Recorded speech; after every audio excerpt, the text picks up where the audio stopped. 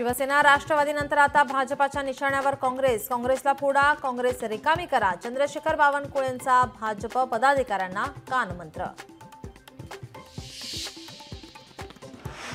वक्फ कायदा विरोधातील याचिकांवर आज सुनावणी. सर्वोच्च न्यायालयात आज दुपारी 2 वाजता सुनावणी. कोर्टाच्या निर्णयाकडे लक्ष. विद्यार्थ्यांनी पालकांची धाकधूक वाढली. 12वीचा निकाल आज होणार जाहीर. दुपारी 1 वाजता ऑनलाईन संकेतस्थळावर पाहता येणार निकाल. आज राज्यातील एसटी कामगारांचा 57वा अधिवेशन. रायगडच्या माणगावमधील अधिवेशन वादळी ठरण्याची शक्यता. विविध मागण्यांसाठी संघटना देणार बेमुदत आंदोलनाचा इशारा. अमूल पाठोपाठ आजपासून गोकुळ दूधही महागलं. आजपासून 2 रुपयांनी दरवाढीची अंमलबजावणी.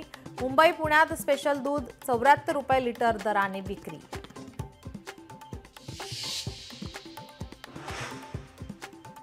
मुंबईवर पाणी कपातीचं संकट येण्याची शक्यता. वाढत्या उष्णतेमुळे धरणाचं पाणी आटलं. मुंबईतील 7 धरणांमध्ये केवळ 23% पाणीसाठा शिल्लक. राज्यात पुढील 5 दिवस अवकाळी पावसाची शक्यता. काही जिल्ह्यात गारपिटीसह पावसाचा अंदाज. मुंबईतही आता पुढील 2 दिवस अवकाळीची शक्यता.